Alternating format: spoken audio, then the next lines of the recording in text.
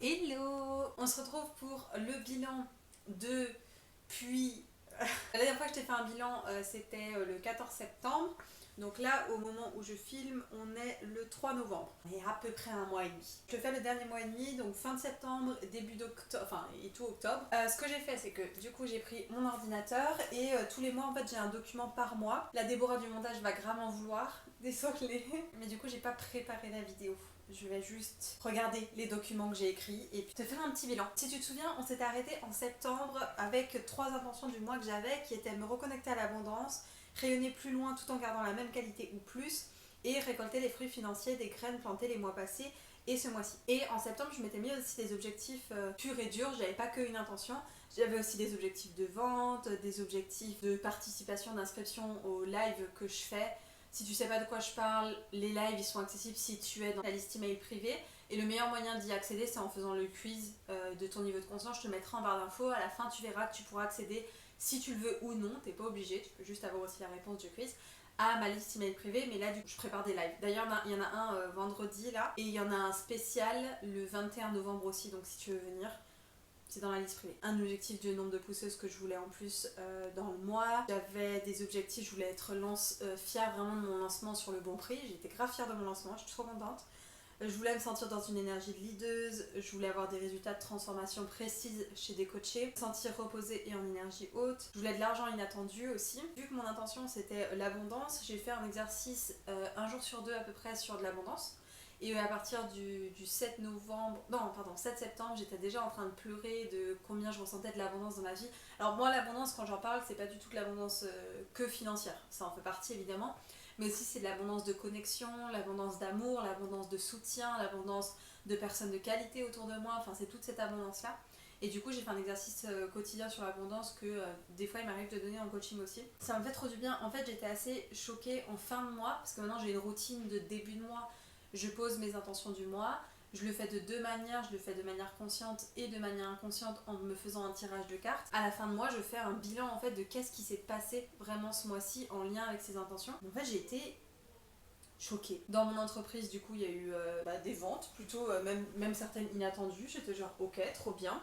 Donc j'ai eu l'abondance financière, je me suis sentie vraiment en abondance de soutien et d'amour quasi tout le mois. J'ai eu des hauts et des bas comme d'habitude, hein, c'est normal. Non, ça s'est vraiment fait à tous les niveaux. J'ai l'impression d'avoir rien à dire, mais en même temps j'ai tellement de choses à dire. C'est-à-dire que ça a eu un impact avec les coachés, avec moi-même, avec comment je me sens.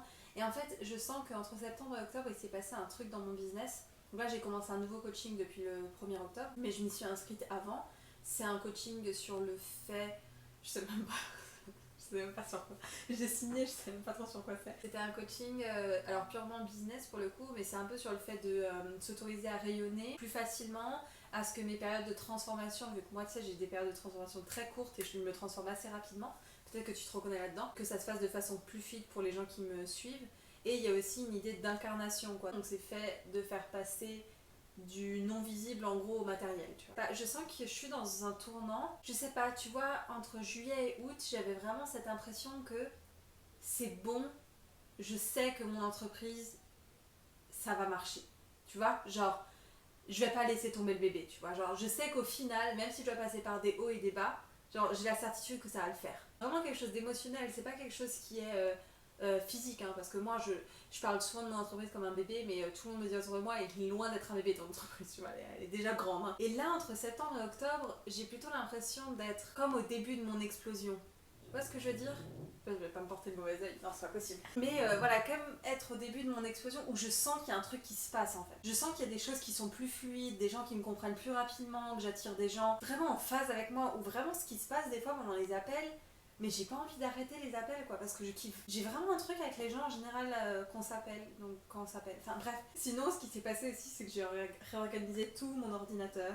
De base, j'ai mis beaucoup de clarté sur ça.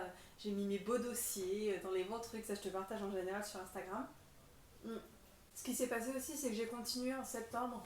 Et j'ai continué en octobre aussi, mais tout ce qui est la délégation. Donc les fiches de poste, contacter des gens, aller chercher des gens, savoir exactement où est-ce que je veux déléguer, pourquoi est-ce que je veux déléguer dans ce poste-là, est-ce que c'est parce que tout le monde délègue dans ce poste-là ou est-ce que c'est parce que moi vraiment je veux déléguer à cet endroit? Je me suis vraiment posé ces questions-là et je me suis préparée aussi à travailler toute seule dans mon entreprise. Je sais pas, ça doit faire 1 an que j'avais une équipe, quelque chose comme ça. J'avais pas mal de croyances limitantes à ce sujet, genre ça va me prendre trop de temps, comment je vais tenir, comment je vais prendre des vacances, je vais perdre des gens, je vais ressentir le manque, du coup, enfin toutes ces choses-là.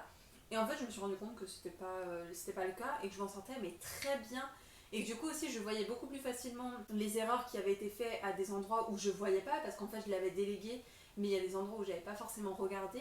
Et je me suis aussi rendu compte ce qui était vraiment important et qu'est-ce qui pouvait aussi bloquer ce process d'explosion. Et je pense qu'une des choses, c'était justement que j'avais pas une équipe qui était adaptée à moi, à ce que j'avais envie d'aller. Et une des choses que j'avais pas captées, c'est que oui, dans ton entreprise, tu dois gérer tes propres limites à toi. C'est ce qu'on fait dans Redevenir Soi, tu vois, que ce soit au niveau 1 ou au niveau 2. Dans les deux niveaux, il y a un moment donné où tu te limites, tu vois. Mais il y a aussi, quand tu as une équipe, les limites de ton équipe. En fait, c'est aller se poser la question, est-ce que c'est des limites qui me limitent au point où je dois les coacher, ces gens-là? Ou est-ce que c'est juste que, voilà, on passe des paliers ensemble et c'est normal d'avoir quelques limites? Et moi, je pense que j'étais plus entourée de personnes que j'avais besoin de coacher. D'ailleurs, c'est le cas, elles ont été coachées, ces meufs-là, ou alors elles n'ont pas été encore coachées, elles auraient dû. Je me suis posé du coup la règle que maintenant, quand j'ai envie de déléguer, je m'assure en fait que la personne en face de moi, en fait, j'ai 2 règles. Je m'assure que la personne en face de moi ne doit pas prendre un coaching Redevenir Soi avec moi, parce que si elle doit prendre un coaching Redevenir Soi avec moi, c'est qu'en fait, je dois être sa coach, je dois pas être sa boss. Et quand elle sera sortie de là, ou quand elle sera à ce niveau de plein potentiel, même si elle a un savoir-faire, toutes ces choses-là, sinon je sais qu'on va se limiter pour des choses où en fait elle a besoin d'être coachée et je pourrais pas être dans ma posture de boss. Je vais essayer constamment d'être dans ma posture de coach et ça c'est pas possible, ça fait freiner l'entreprise en fait comme pas possible. Et la deuxième règle aussi, c'est de me demander à chaque fois, quand j'engage une équipe, est-ce que cette personne, je la conseillerais à une autre entreprise qui m'inspire? J'ai en tête des entreprises qui m'inspirent. Est-ce que cette personne, je la conseillerais à ces autres entreprises-là? Si la réponse est non, alors pourquoi je la ferais rentrer dans la mienne? Sinon, ça veut dire que je respecte même pas en fait mon entreprise. Et c'est que je vois mon entreprise comme un brouillon pour les gens, pour voilà, on est content, on fait plein de trucs, on s'aime trop et tout, mais au final, on fait rien quoi, on se respecte pas. Si je suis pas ces 2 règles-là, c'est que la personne doit pas venir dans ma team. Il fallait que je passe par là pour me rendre compte, donc je suis trop contente. J'ai commencé le bon prix aussi. J'ai grave kiffé. Fin septembre, j'ai commencé à avoir une psy. Je suis trop contente parce que je savais que je commençais un coaching en octobre. Et je savais que ce serait un coaching où même si on fait place à mon émotionnel si j'en ai besoin, on est là pour avancer quoi, pour faire quand même. Mes propos sont nuancés. Mes propos sont nuancés. Mais j'avais besoin d'une psy pour avoir un endroit, on va dire, plus chill où je puisse juste parler, mais vraiment en mode thérapie du coup. Il y a plein de trucs que effectivement je m'en suis bien sortie et je suis contente, mais il y a des périodes de ma vie que j'ai pas pu commencer à parler. Je t'avais fait une vidéo sur le fait que je n'arrive plus à me plaindre. Donc j'ai notamment parlé de ça, de la difficulté à me plaindre avec moi-même. J'ai commencé à parler aussi de mes années de sport-études et justement le lien avec le fait que j'arrive pas à me plaindre et mes années de sport-études et comment la performance qu'on m'a demandé d'avoir à ce moment-là, comment les moments où je me suis blessée, où je te rappelle je me suis cassé l'épaule et le genou. Et on m'a pas écouté me plaindre en fait, on m'a pas amené à l'hôpital. Du coup que je me plaigne ou que je me plaigne pas, c'était la même chose. On va passer à octobre. J'ai l'impression que j'ai plein de trucs à te dire et en même temps, pourquoi vous vivez pas avec moi? Mais vraiment, je te jure, si tu kiffes genre les updates comme ça et tout, le mieux c'est de me suivre sur Instagram en vrai, en story. Tous les jours, je te poste des stories sur ce qui se passe vraiment, des déclics que j'ai au quotidien, des transformations que je suis en train de vivre, des choses qui me mettent la joie, de comment je pose mes intentions de moi, comment je célèbre mes objectifs, enfin plein de choses. Donc vraiment c'est des choses qui t'intéressent. Du coup octobre j'ai commencé le coaching et je devais aussi définir qu'est-ce que j'attendais de ce coaching là. J'ai mis entrer dans le palais émotionnel corporel et dans la réalité, c'est en lien avec une visualisation que j'ai faite pendant une immersion que j'ai eue du coup le 6 octobre. C'est une immersion virtuelle. On arrivait avec une intention. Moi c'était en lien avec mon intention du mois qui était en octobre. Incarner la leaduse d'entreprise que je suis vraiment et en faire découler de l'abondance. Sauf que je savais pas exactement quelle leaduse d'entreprise j'avais envie d'être et pour moi c'était important que je me pose la question vu que j'allais commencer à déléguer et qu'il fallait que je réemprunte ce rôle en fait de leaduse. Donc du coup j'ai fait une visualisation et j'ai vu dans cette visualisation que je devais passer par un moment de vide et que je devais m'autoriser à courir au ralenti. Courir au ralenti, c'est dans les films là, genre printanier, où la meuf elle court comme ça au ralenti, elle est trop contente mais elle a pas l'impression d'aller pas vite. Tu vois ce que je veux dire? Mais j'ai le bonheur et la joie du ralenti où je suis pas essoufflée quoi. C'est ça dans l'idée courir au ralenti. Est-ce que tu comprends ce que je veux dire? Je suis pas très claire. Après, j'arrivais en face d'un palais très luxueux, mais je voyais que l'extérieur. Et en fait, je voulais rentrer, j'arrivais pas à rentrer. Il y avait une meuf qui me barrait la route, elle me ressemblait pas mal. Et elle voulait pas que je rentre du coup dans le palais. Et donc du coup, moi, l'intention du coaching, c'est de pouvoir rentrer dans le palais, que ce soit émotionnellement, corporellement et dans la réalité aussi, parce que je pense que c'est la représentation de l'abondance, quoi. J'ai aussi trouvé, grâce à cette immersion, le type de leaduse que je voulais être. Alors c'est venu très facilement en un tirage de cartes, c'est vraiment très simple. Et ça m'a surprise d'ailleurs, je me suis dit, comment est-ce que je peux faire une immersion qui me prend pas toute ma charge mentale, où je suis crevée à la fin, genre c'était trop simple l'immersion et ça m'a paru bizarre parce que c'est c'est la réussite facile. Donc je savais depuis de base que je veux être une leaduse badass et que je suis une leaduse badass, mais je sentais qu'il manquait quelque chose. Et le mot qui manquait, c'était une leaduse badass et privilégiée. Et moi, ce que j'entendais dans privilégié, en fait, je l'entendais pas. Je ne voulais pas l'entendre. J'avais pas capté que j'avais un problème avec les gens qui ont un privilège. Alors que moi-même, j'en ai. Tu vois, je suis blanche, je suis valide. Enfin voilà, j'ai des privilèges, tu vois. Mais c'est comme si je faisais là. Je voulais pas m'autoriser à avoir plus de privilèges. Et le privilège, évidemment, il était financier, quoi, de me dire je vais changer de classe sociale, je vais être une vraie privilégiée dans un monde capitaliste, oulala que c'est nul, je vais peut-être du coup enlever la chance à certaines personnes, enfin tous ces trucs-là qui étaient en fond, que moi je me disais mais j'ai pas ce problème. Ah, j'ai pas ce problème moi.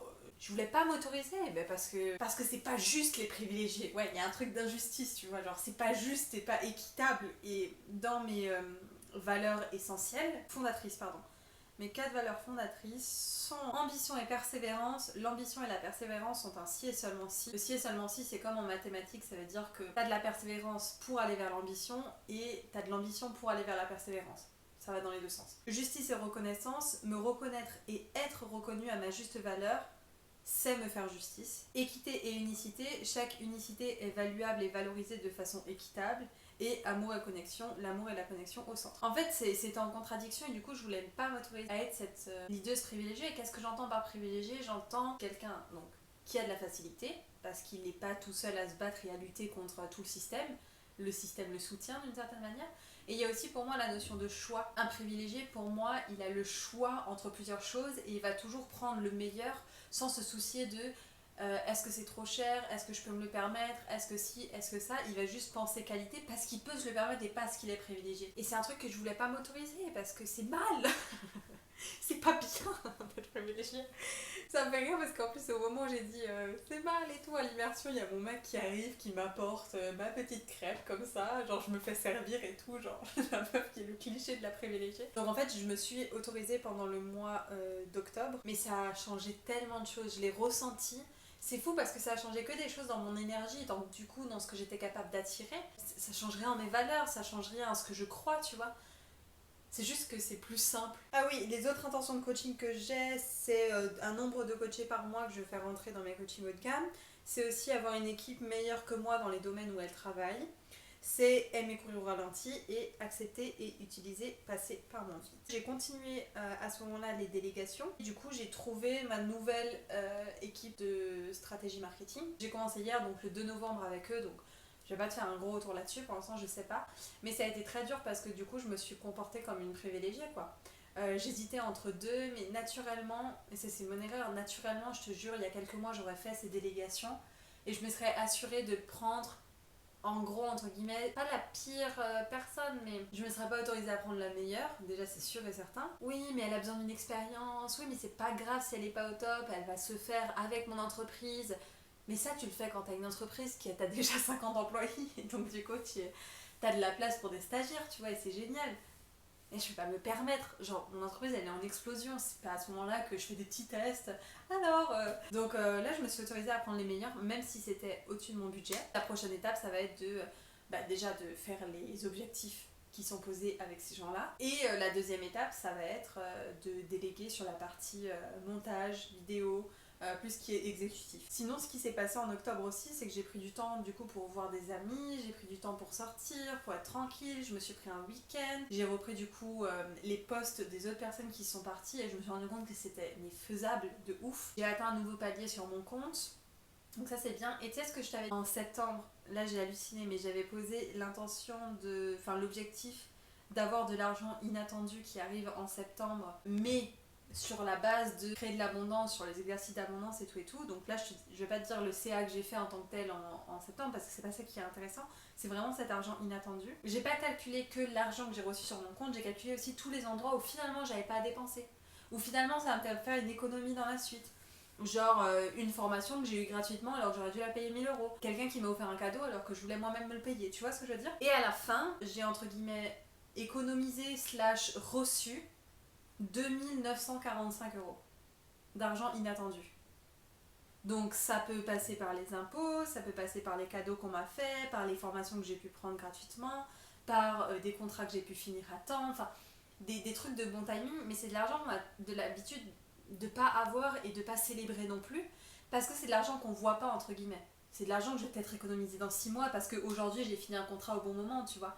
Mais c'est quand même de l'argent gagné en fait, même s'il n'y a pas plus 2945 euros sur mon compte. On n'a pas l'habitude de calculer tout cet argent inattendu, ou qu'on ne dépense pas, ou qu'on n'a plus à dépenser. Les déclics.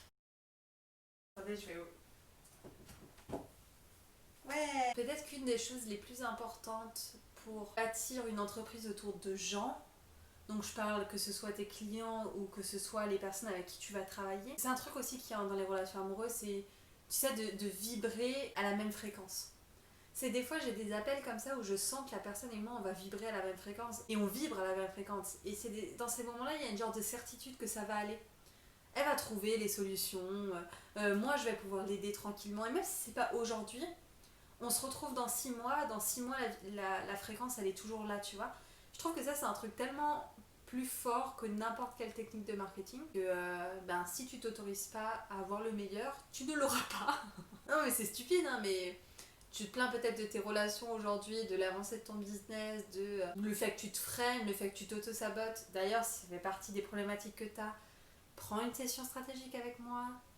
C'est moi qui les prends en ce moment, donc je kiffe. Je vais te mettre le lien en barre d'infos, c'est sur mon site http://simplementdeborah.com et il faut que tu te demandes en fait, est-ce que tu t'autorises à avoir le meilleur? Mais si tu t'autorises pas à avoir le meilleur, en fait tu l'auras pas. Tu sais, s'autoriser à avoir le meilleur, c'est pas genre demain je m'autorise à avoir le meilleur, c'est déjà si je voulais le meilleur, ce serait quoi le premier pas que je fais? Et c'est pour ça que je te propose l'appel. C'est qu'il y a de grandes chances que si tu veux le meilleur, tu vas aussi t'autoriser à être accompagné, tu vas aussi t'autoriser à en parler, tu vas aussi t'autoriser à avoir un recul, tu vas aussi t'autoriser à juste faire une démarche vers le meilleur. Tu vois ce que je veux dire? Déclic d'après, c'est que filmer à cette heure-ci n'est pas bon pour la lumière. Je crois que c'est tout, hein. C'est déjà pas mal, non? Et là, je suis censée savoir quel appel à l'action je fais. Est-ce que je te dis, prends un appel avec moi? Ce serait vraiment cool si tu veux aller plus loin et en plus, soyons honnêtes, c'est celui qui va t'amener le plus en profondeur. Puis après, il y a l'appel à l'action de t'abonner.